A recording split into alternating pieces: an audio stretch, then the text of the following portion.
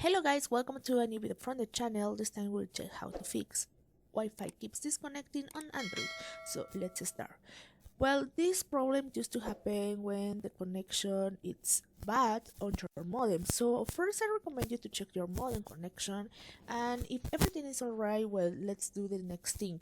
Just go to settings, and then in settings let's go to connecting and sharing. You'll scroll down and then connection and sharing, and here on connection and sharing just scroll down again and then go to reset Wi-Fi mobile networks and Bluetooth.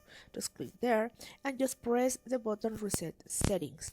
What is going to do? Well, this is going to restart all these Wi-Fi networks and Bluetooth, and then you have to again just write your password and connect your device with your modem.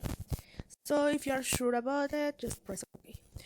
Then when you restart this, you have to restart your phone. So just press the button for power and then restart your phone, and then write your Wi-Fi password on your device and then try to connect. Probably with this your Wi-Fi will fix without any problem. So I hope it works for you. Thank you for watching this video. Remember to subscribe and give a like to this video.